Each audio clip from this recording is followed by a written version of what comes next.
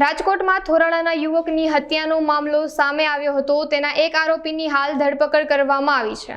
મળતી માહિતી મુજબ મૃતકની પત્ની સાથે આરોપી કરણ રાઠોડને સંબંધ હોવાની શંકાને લીધે માથાકૂટ થઈ હતી।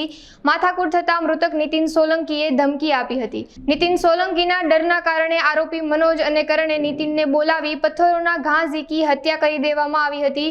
આ હત્યાના આરોપી મનોજ મકવાણાની ધરપકડ કરવામાં આવી છે અને હજુ એક ફરાર આરોપી છે તેની શોધખોળ શરૂ કરી દેવામાં આવી છે। ગઈ તારીખ 20/7/2024 ના રોજ થોરાળા પોલીસ સ્ટેશનના આજીડેમ નદીના કાંઠે એક પુરુષ ઈસમની લાશ મળેલી, જે ઉપરોક્ત લાશ મરણ જનાર નીતિન ઉર્ફે નિખિલ ઉર્ફે નાથો સોલંકીની હતી અને એ બાબતે તપાસ કરતા એમના જે મિત્રો છે બે, મનોજ ઉર્ફે મનિયો બિસ્લરી મકવાણા તથા અન્ય કરણ હેમંત રાઠોડ, તેઓએ તેનું ખૂન નિપજાવી મૃત્યુ કરેલ હતું। જે બાબતે થોરાળા પોલીસ સ્ટેશનમાં BNS કલમ 103(1) તથા 54 મુજબનો ગુનો 23 તારીખે દાખલ કરેલ અને ઉપરોક્ત બનાવ એવો હતો કે આ કામના જે કરણ હેમંત રાઠોડનાઓને શંકા હતી કે મરણ જનાર નીતિન છે એની પત્ની સાથે, નીતિનની એવી શંકા હતી કે એની પત્ની સાથે કરણને સંબંધ છે એવો શંકા હતી। એના આધારે એમનો ઝઘડો થયેલો અને 3 મિત્રો હતા